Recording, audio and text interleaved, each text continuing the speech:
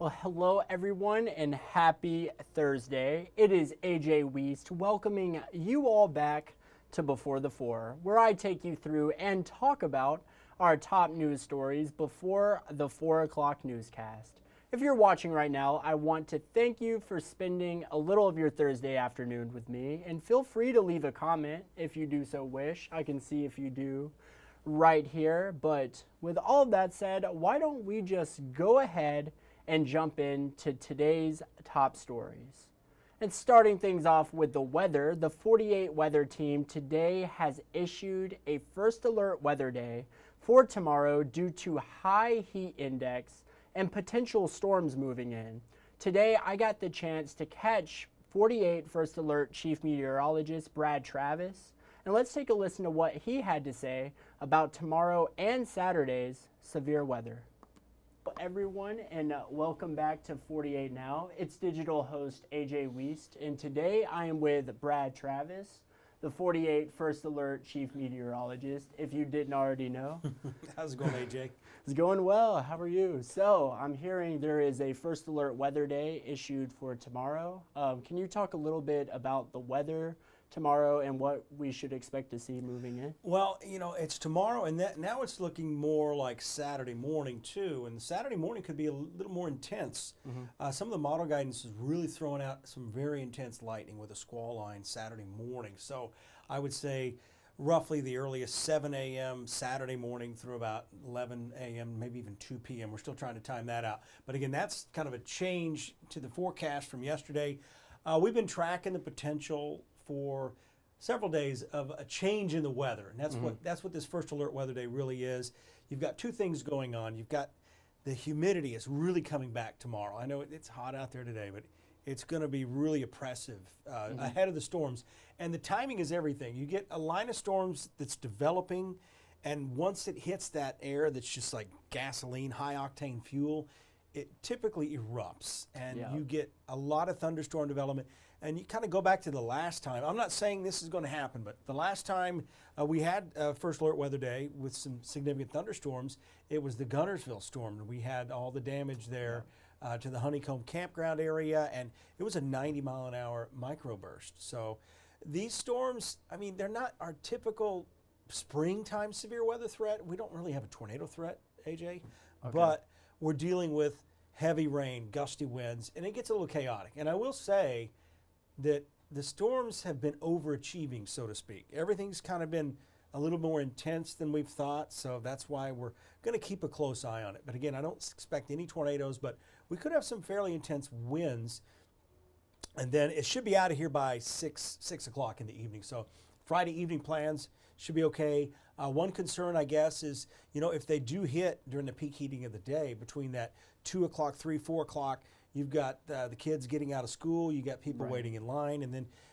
it's going to be probably in the southern portions of the viewing area as we get to the evening commute. All right. Well, Brad, thank you so much. Oh, you're welcome. And as always, stay tuned for the 48 First Alert forecast for the latest weather forecast from Brad Travis. And you can get those alerts on our 48 First Alert Weather app as well, so plenty of ways to stay informed now. There's no reason not to be alerted to it.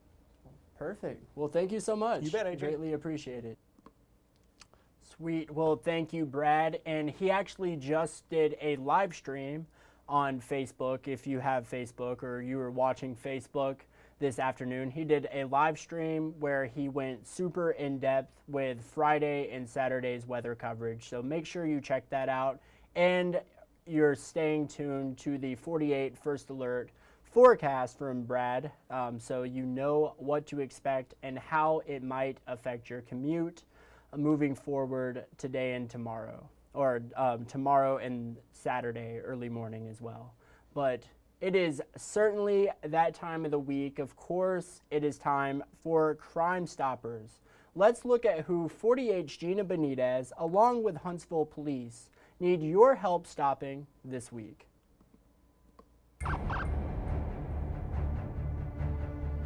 Huntsville police are looking for a couple of crooks they say stole a major appliance from a home, and this crime was all caught on camera. This happened on July 24th on Baywood Drive. Huntsville police say 2 men broke into a house through a back door. They can then be seen on surveillance video loading up a stove on a dolly and rolling it out. Investigators say they then took off. If you know them, you know what to do. For tonight's Valley's Wanted, these suspects are in a category of their own, but one tip to police will work just the same. Elizabeth Callahan is wanted for multiple fraudulent bank transactions. Dominique Russell is accused of not paying for a rental property valuing over $2,500. Police want to find Sarah Hurley, who allegedly threw items from her moving car, causing thousands of dollars in damage to another car. You can help find Joe Bellman Jr., who's facing a felony charge for stealing multiple items from a local Walmart. And police say David Jett could not keep his hands to himself. He's wanted for assaulting a cyclist. If you could use some cash and know where they are, just make the call. It's easy to earn up to $1,000. Just call 256-53-CRIME. You can also text or email your tips. For more information, visit the Crime Stoppers link on our website, WAFF.com. Well, thank you, Gina. And speaking of fighting crime, yesterday, 48's Haley Baker got the chance to sit down with one of the key crime fighters of Madison County, Sheriff Kevin Turner. Haley yesterday asked Sheriff Turner several questions about our rapidly growing county, and the sheriff weighed in on growth, crime, and the challenges he faces every day with his job. I will faithfully and honestly discharge the duties. In January of 2019, Kevin Turner was sworn in as the sheriff of Madison County.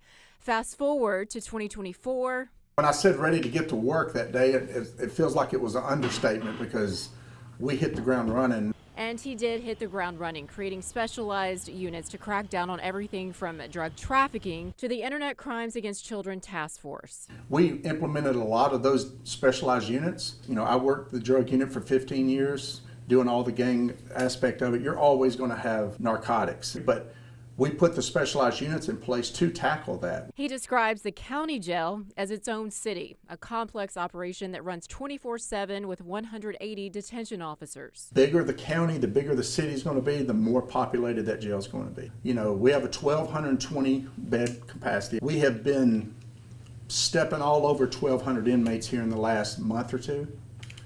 When it gets to that point, we talk with the city judges, we talk with the Department of Corrections to be able to, because a lot of it is sentenced state inmates that are waiting to be sent to DOC. And with growth, he addressed the need to hire more deputies to cover the more than 800 square miles. I think if we can manage to ask for 4 or 5 deputies a year as we move forward, we can really sort of, you know, be in step with what we're trying to do here at the sheriff's office. He's come a long way from patrolling the county as a deputy in the early 90s to now leading the department with the same goal in mind. I lost my dad in September, career law enforcement officer, and he always said, do the right thing. When I got elected and right before he passed away, do the right thing. And that's what me and the chief hang our hat on every single day. No matter how hard it is, we're going to do the right thing. And this department is going to do the right thing when it comes to public safety. No matter how big a problem it becomes, or no matter how hard it is, that's what we're here to do. In Madison County, Haley Baker, 48 on your side. Well, awesome. Thank you, Haley. And now heading out to Decatur, where recently Police Chief Todd Pinion announced a new executive plan in hopes it helps bring the Decatur community together after months of protest. 48's Matthew King has the story. We've got to be able to have the relationship with the community, and I'm hoping this is a good start. Chief Todd Pinion says now is the time to put policy to action. This policy coming from his new executive plan. The plan aims to gain trust from his community through extensive communication, education, and officer well-being. We're going to base everything off of honesty and integrity.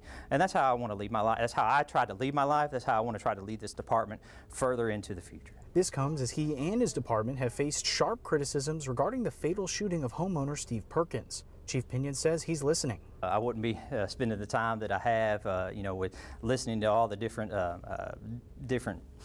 people that I've talked to throughout the community, listened to all the council meetings, listened to everything that I've been doing throughout these last 10 to 11 months if I didn't think it would help towards that. The plan was met with mixed reaction from city leaders. Some believe Chief Pena deserves time to implement this plan, while others think it's too little, too late. We're all in this together, and the point of it is to try to bring some reconciliation, I think, through and trust back into the community. This is a very general document that covers things that our police departments should have already been doing. On a similar note, Perkins' brother Nick believes the plan itself is decent, but he doesn't have faith it'll play out. There's one thing in law enforcement that's called complacency kills. And ultimately, that's what's happened. Your police officers have been complacent in the things that they could get away with years ago and still have gotten away with. And because of that, an innocent man lost his life. Well, thank you, Matthew. And staying in Morgan County, today 48's Daquan Lee will be bringing you a story on one of the men accused of killing 7 in Valhermoso Springs, soon to be on trial. Next week, Frederick Rogers will head to court as his legal team attempts to fight the death penalty. Rogers, along with John Michael Legg, are accused of killing 7 people at a home on Toluca Road in Valhermoso Springs in June 2020. Make sure you stick around for updates Daquan will have for you on this story coming up at 4. And in Gunnersville, here is a story about Hydrofest, the annual speedboat racing contest on Lake Gunnersville in late June. This year, Hydrofest lost around $100,000 of funds. 48 Savannah Sapp today is speaking with a Gunnersville City Council member, so make sure you stick around for the latest from Savannah. And now in Boaz, where a dog was shot after alleged aggressive behavior last Saturday. According to the Boaz Police Department, officers responded initially to reports of an alleged vicious dog. A complaint said 2 boxer bulldogs were left unattended with aggressive behavior. They said 2 of those dogs had her and her son hemmed up on their property. The complainant told police the dogs came on her property again and approached the officers with aggression. Police then said they used pepper spray and multiple attempts to stop the behavior of the animals. At the complainant's property, one of the dogs allegedly charged at an officer, believed to have caused bodily harm. Police said the dog was then shot to prevent the animal from attacking. Very sad situation there, but now let's talk about some stories you may have missed. Yesterday, inflation dropped to a 3-year low, but what exactly does that mean for your wallet? 48's Nick Ballinger has your answer. The Bureau of Labor Statistics reported a 3-year low of 2.9% inflation. We're still not there, right? We're going in the right direction. UAH economics professor Wafa Orman says we won't feel the drop in our pockets just yet. That's because this only means the prices of things we buy, like groceries, housing, and travel costs, have stopped rising as much. But some people aren't convinced. Well, I can't tell it. I'll tell you that. Every time I go somewhere, it seems like I'm spending $50 here, $100 there. I'm getting gas right now, and it's already up to 40-something. Got to do that once a week. Orman says you won't feel it in your spending, but you might see changes elsewhere, like interest rates. Started raising them in 2022 and then raised them, well, very high, very quickly. The purpose of doing that was to lower the rate of inflation. It's a tactic that's been historically effective, Orman tells me. The Federal Reserve raises interest rates and hopes people save more and borrow less. So everybody's savings account is paying a lot more than it has in a very long time. But at the same time, if you want to borrow money, whether it's to buy a house, a car, a credit card, it's gotten way more expensive. But if inflation hits the Fed's goal of 2%, those could drop too. But there's a possibility that they may cut interest rates a little bit or probably hold them steady, which is what they did the last time.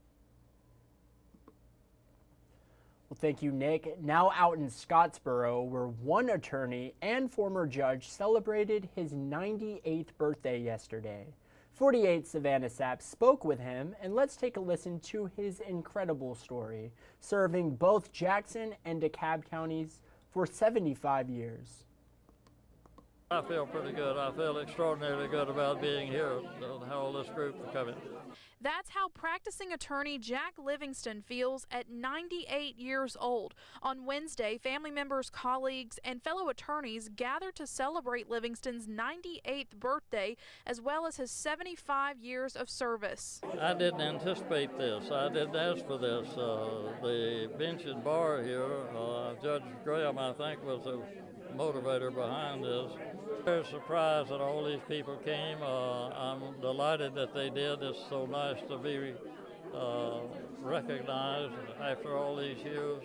Livingston is the father of Senate Majority Leader Steve Livingston, and he has had a long career in law.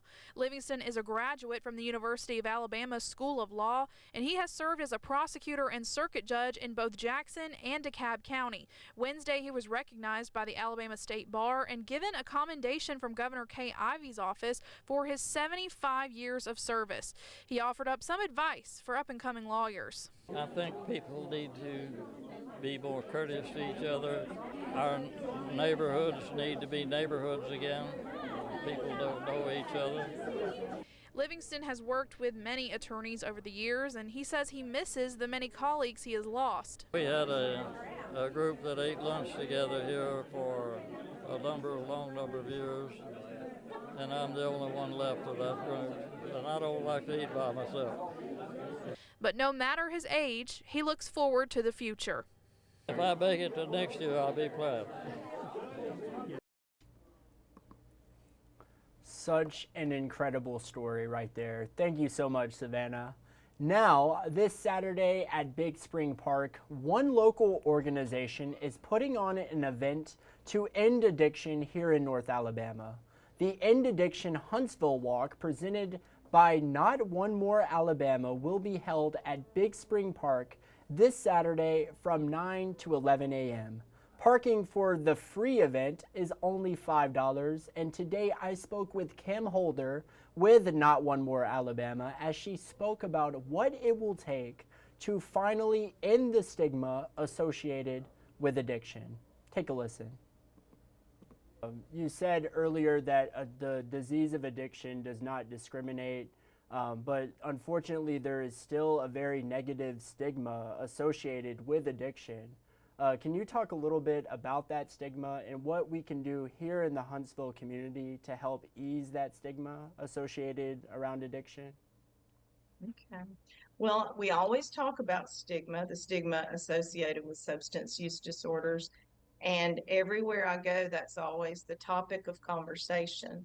The only way that we're ever going to get past any of that is if we, as a community, come together with organizations like Not One More Alabama and some of these other amazing organizations that we have in North Alabama, to come together with community leaders who don't have anything to do with substance use disorder treatment or recovery, and just have conversations.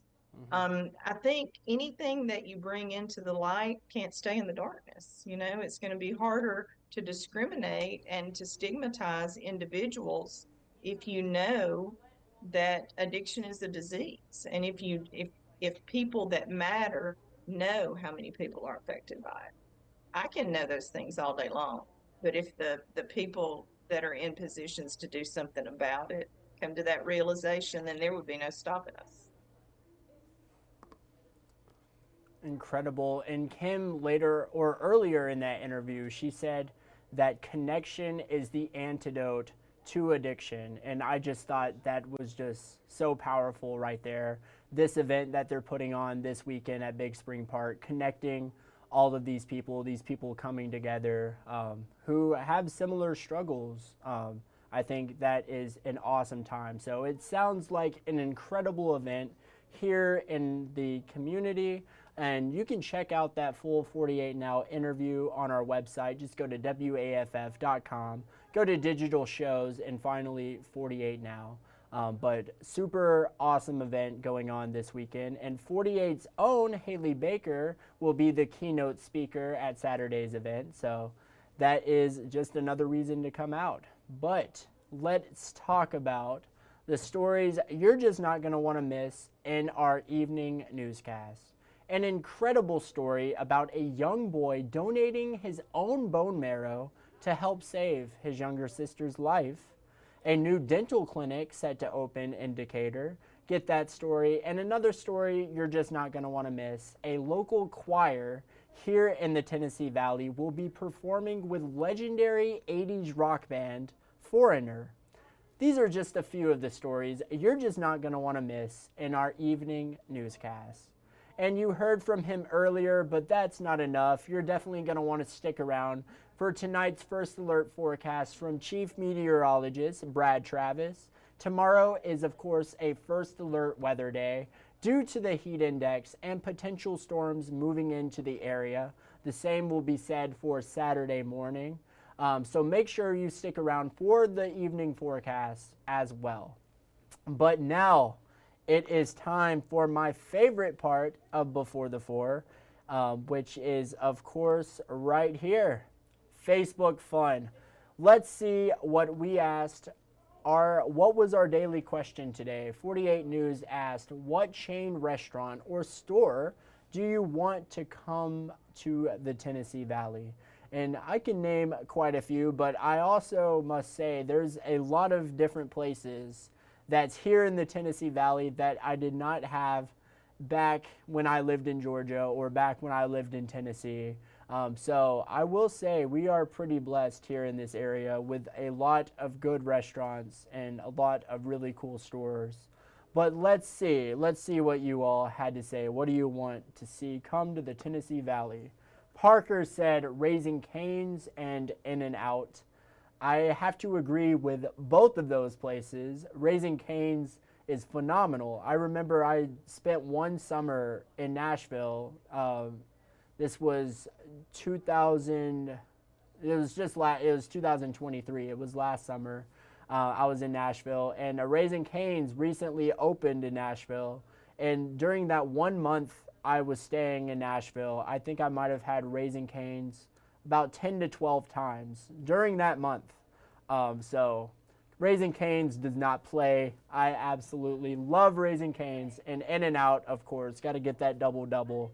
Parker, thank you so much for commenting. Let's see, Laura said In-N-Out as well. She always hears awesome things about it. She's in Florence. I think there needs to be an In-N-Out coming to the Tennessee Valley very soon. It's not just a West Coast thing anymore. There's some in Texas, so why not Alabama as well? Laura, thank you for commenting. Logan Dixon said a Lego store. He wants to see a Lego store come to the Tennessee Valley. Logan, thank you for commenting. I think that would be super cool. Very, very awesome. Thank you. Mondo said more gyms. That's right. The grind does not stop, Mondo. We have to stay in the gym 24/7. I agree 100%. Mondo, thank you so much for commenting. And that is all the comments. Well, it's not all the comments, it's all the ones that I chose from today. And believe me, you all made it very hard to choose some of my favorite comments, as you all do. You always do that. But I think our time for Before the Four is just about running out. But of course, I want to thank you all for spending a little of your Thursday afternoon with me. If you haven't done so already, make sure you download the 48 digital app, the 48 First Alert weather app. You're definitely going to want that tomorrow and Saturday. And of course, if you're a fan of local sports, local football is coming up, you're going to want to get the 48 Sport Zone app for all the local sports content there. But with that said, that's just about all that I have for you today for Before the Four. Enjoy tonight's evening newscast and do something fun and for you tonight. But with that said, I want to, of course, thank you for watching. You all have a great night.